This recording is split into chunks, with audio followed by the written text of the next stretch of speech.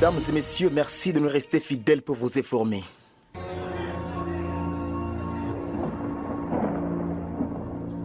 Oasis, la météo. Voici comment se présentent les bulletins météo pour ce jeudi 3 octobre 2024 en ville de Béni. La température maximale sera ressentie à 26 degrés, la minimale à 17 degrés Celsius. Le vent courra à 9 km par heure en direction est. Ces jours, le ciel sera couvert de nuages accompagné de l'humidité et des pluies. Lever du soleil à 5h58, se coucher 18h55. La météo prévoit un risque d'observer à une fine pluie ce jeudi en ville de Béni. Prenez donc vos précautions.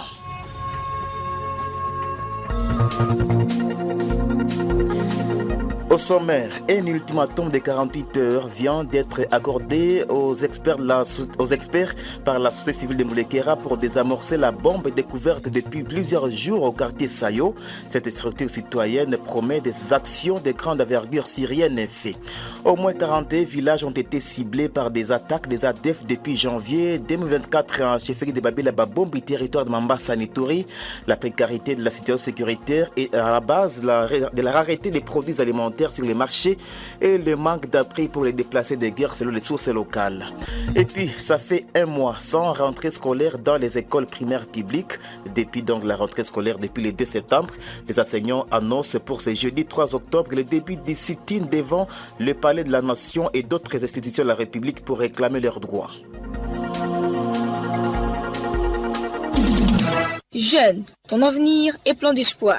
Mais une seconde de plaisir sexuel peut le gâcher à jamais. Sois sage. Ce journal est mis en onde par Gloire Mungu. Mon nom est Jires Kassongo. Je suis devant ce micro pour la présentation. Un engin explosif découvert depuis 2 mois maintenant dans les quartiers Sayo à commune de Moulekera constitue toujours un danger pour la population. La société civile de cette commune qui s'est exprimée ce mercredi 2 octobre accorde un ultimatum de 48 heures aux experts pour désamorcer cette bombe de fabrication russe. Joseph Sabouni, président de cette structure citoyenne, indique que si rien n'est fait, des actions citoyennes seront envisagées. Entre-temps, la MONUSCO Béni dit être informée de cette situation et soutient que les démarches sont en cours pour épargner la population du danger. Le développement de la commune de Mangina, territoire de Béni, se fera avec la participation de la population locale. Ces propenses du nouveau bourgmestre de cette commune, Kambale Kikuku Nicolas, l'a fait savoir dans son discours devant les couches de la population et les autorités venues assister à la cérémonie des remises et reprises entre lui et le bourgmestre sortant, Roki Kakule Muvunga. C'était le lundi dernier. Dans son message, l'autorité municipale exhorte la population à s'acquitter des devoirs civiques à payant les taxes et impôts pour faire avancer la route de développement de Mangina. Kikuku Nicolas est ici au micro de Mwana Molo Kambula.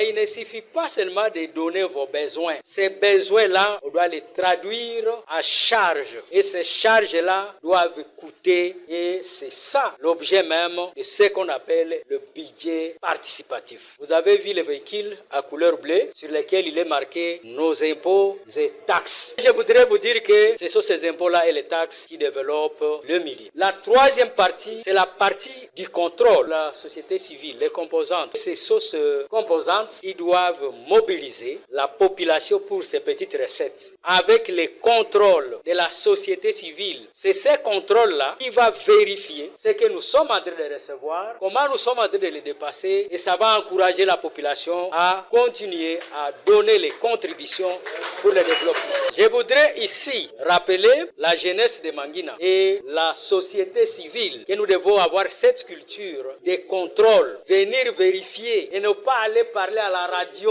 ne pas parler dans les rues, mais plutôt venir vers l'autorité, vérifier toutes les informations que vous avez pour que vous puissiez rentrer. Comme les portes ont été ouvertes pour vous, la population de Mangina, ces portes restent encore grandement ouvertes. Depuis le 2 septembre 2024, ça fait déjà un mois sans rentrée scolaire dans toutes les écoles primaires publiques de la ville de Béni, aussi de la ville de Butembo, pour cause la grève sèche déclenchée par les enseignants qui réclament l'augmentation de leur salaire. Faisons les points avec Zankos Mouvissois. N'est-ce pas, vous continuez à observer la grève? Oui. Lancée officiellement le 2 septembre 2024, la rentrée scolaire dans la province éducationnelle Nord Kivu 2, notamment à Butembo, demeure largement compromise. Les enseignants, regroupés au sein des syndicats, persistent à boycotter les classes, exigeant du gouvernement central une série de mesures pour améliorer leurs conditions de travail et de vie. Les enseignants membres du SIECO Butembo décident de durcir leur mouvement de grève jusqu'à ce que le gouvernement trouve solution à leurs revendications. Le SIECO Butembo rappelle que leur lutte est légitime et légale. Parents, restez avec les enfants à la maison jusqu'à ce que nous puissions avoir gain de cause. Cette situation de blocage a de lourdes conséquences pour les élèves contraints de rester à domicile et pour leurs familles inquiètes de voir leurs enfants privés d'éducation. Les enfants sont ainsi exposés à divers risques, notamment la déperdition scolaire, la déscolarisation et l'influence négative de leur environnement. Le maintien de ce conflit social met à péril le bon fonctionnement du système éducatif à Butembo et pourrait avoir des répercussions durables sur la qualité de l'enseignement et les perspectives d'avenir des élèves. Butembo, Nzanko Sumoviswa, Oasis Konko, Beni. Entre-temps, les enseignants annoncent pour ce jeudi 3 octobre le début du sit-in devant le Palais de la Nation et d'autres institutions de la République. Maître Josué Palou Kumboa, activiste des droits humains, appelle pour l'occasion le gouvernement congolais à répondre à la requête des professionnels de la CRE. On l'écoute. Depuis le 28 septembre de cette année 2024 que les syndicats nationaux des enseignants des écoles primaires publiques ont déclenché une grève sur toute l'étendue du territoire national afin que le gouvernement congolais puisse améliorer leurs conditions de vie. Pour mettre pression au gouvernement congolais, c'est à partir de ce jeudi qu'ils vont entamer une série de sit-ins, d'abord devant l'Assemblée nationale, ensuite devant les ministères de l'EPST, ainsi de suite, en fait que le gouvernement congolais puisse améliorer les conditions de vie de nos enseignants. C'est vraiment un droit fondamental. Ils ont les pleins droits de pouvoir réclamer cela. Au regard de cela, aucun enseignant ne peut faire objet d'une poursuite judiciaire ou d'une sanction disciplinaire pour avoir pris une telle initiative. Le droit de la grève est garanti par les textes juridiques en vigueur dans notre pays, mais aussi des textes juridiques internationaux auxquels notre gouvernement congolais ou l'État congolais est signataire. Les étudiants cherchant à tout prix à falsifier les documents sont dans les viseurs de l'enseignement supérieur universitaire issu. La révélation a été faite mardi à Ville de Butembo par l'ingénieur Patrick Mungaha. C'était au cours de la séance de formation des appariteurs chargés des scolarités et des directeurs des affaires académiques sur la numérisation du système éducatif de l'ESU. On écoute ici le formateur ingénieur Patrick Muhanga au micro de Dialogue Kaindo. L'objectif général, c'est la numérisation du système éducatif de l'enseignement supérieur et universitaire. Et l'objectif général serait d'avoir une base de données unique pour toutes les institutions supérieures et universitaires de la République démocratique du Congo. Pour faciliter à ce que si un étudiant s'inscrit à Beni, à Butembo que nous sommes aujourd'hui, s'il arrivait à Kinshasa, on n'a plus à contrôler, il est d'où, il est venu d'où, mais seulement on fait une recherche dans la base de données unique et on retrouve donc. Et là, ça va même faire à ce que les fonds étudiants qui frappent les documents, on puisse pas le permettre de le faire. Parce que s'il allait à une autre institution, on va contrôler dans la base de données nationale et constater qu'il a été ajourné là où il était. Et là où il veut aller, il n'a pas. Oasis. Vous informer, vous éduquer et vous divertir, tel est notre devoir sacré. Oasis.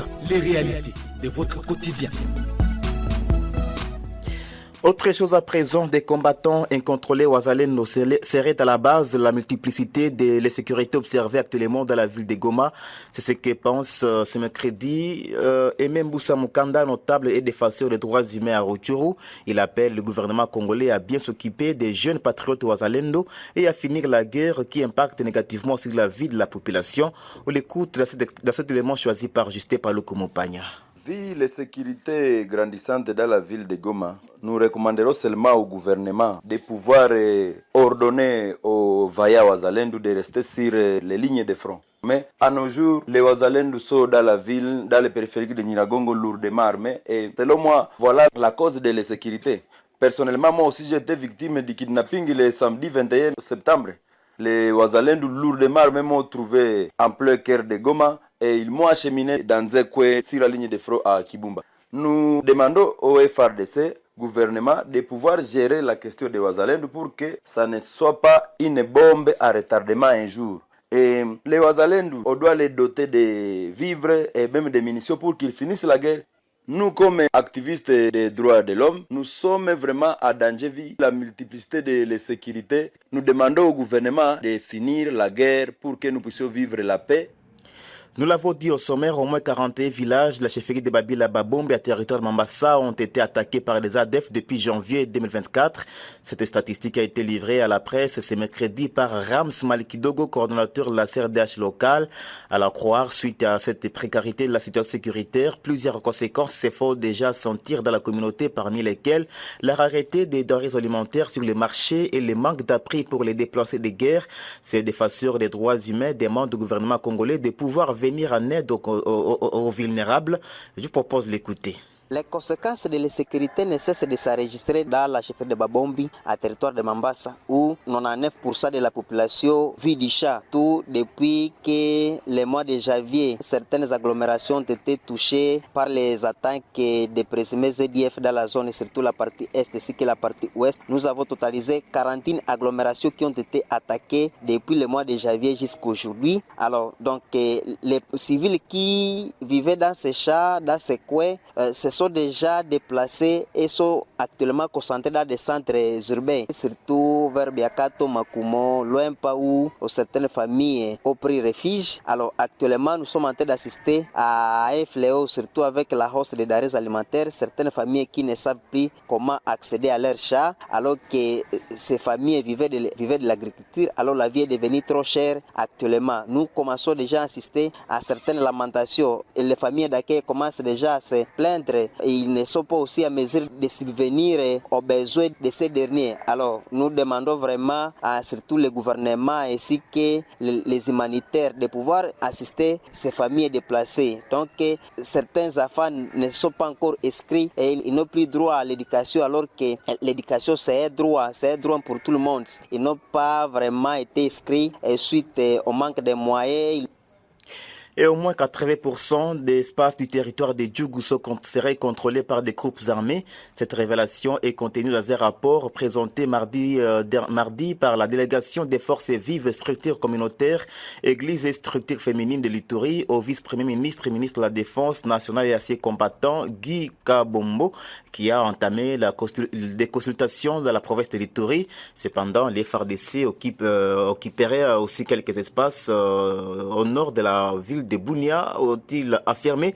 Ils demandent le renforcement des dispositifs sécuritaires pour mettre fin à l'activisme des groupes armés. On écoute Metawani Michel, président de l'UNADI. Comme pendant le territoire de Djougou, nous avons dit au ministre qu'au moins 80% des espaces, des territoires de Djougou sont contrôlés par les groupes armés et que l'armée n'équipe vraiment une petite partie. Pour changer ces rapports de force, nous avons demandé à ce que le ministre puisse renforcer d'abord l'effectif militaire en Ituri. Mais en même temps, la mesure que le chef de l'État a prise par rapport à l'état de siège, c'est une mesure jusque-là qui n'a pas encore apporté des solutions aux préoccupations de la population parce qu'il n'y a aucun groupe armé qui est défait. Au contraire, il y a d'autres groupes armés qui sont nés pendant aussi l'état de siège. Et en même temps aussi, il faut renforcer le PDDRCS qui est resté dans les bureaux toujours, dans les papiers. Il n'a jamais fait le travail jusqu'à aujourd'hui, même des armées. Le peu de travail qu'ils ont fait au niveau de Diango, ça n'a pas apporté même une réponse. Il y a des gens qui ont fouillé même les cas, même si dernièrement on veut de formaliser leur désarmement, mais ce n'est pas suffisant. Alors nous avons aussi demandé à ceux qui ont des militaires qui ont fait plus de 10 ans, même de 20 ans, qui sont ici devenus des chefs coutumiers, ils sont maintenant dans l'exploitation de l'or, des cacao, des cafés et des bois. On essaie quand même de relever ces officiers-là pour amener une mesure dynamique qui peut donner une paix quand même à l'Ituri. Alors, il a été vraiment attentif aux préoccupations de la population parce que pour nous, demande seulement la paix, rien que la paix pour notre population. Et page noire pour terminer ces radio-journal. Le président du tribunal militaire des garnisons de Béni est décédé ce mercredi 2 octobre 2024 en ville de Goma. Selon nos sources, le major Anicette Kalambaye avait été évacué à Goma pour les soins de santé avant qu'il ne rende l'âme ce mercredi. Nous reviendrons sur le programme des funérailles dans nos prochaines éditions du journal. Ça sera la fin de cette édition du journal, la mise en onde par Gloire Mbongo, présentée par Jires Kassongo. Merci à toute l'équipe qui l'a rendu possible, aussi à vous de l'avoir suivi. Portez-vous bien. Au revoir.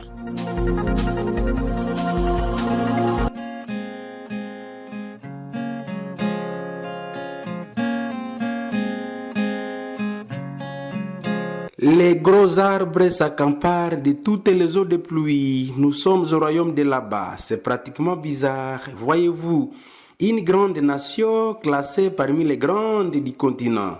Lorsqu'il pleut, les jeunes plantiles qui ont besoin de croître se contentent de quelques gouttelettes qui leur arrivent difficilement au sol, car toutes les eaux de pluie sont bloquées par les grandes poches, des grandes branches, des gros arbres à hauteur. Ce qui fait que les gros arbres ne cessent de croître et s'encresser avec de longues racines au sol, alors que les jeunes pousses restent dans l'énanisme sans accès ni à l'engrais, ni à la lumière solaire, moins encore à l'engrais du sol. Comme on peut le constater, la grande forêt du royaume de là-bas a presque 100 000 pieds. Bien sûr, c'est un calcul aléatoire car aucun recensement n'a eu lieu depuis des décennies. Mais le budget est de l'ordre de 18 millions de dinars, monnaie utilisée au royaume de là-bas. Autrement dit, chaque sujet a 180 dinars par an en moyenne.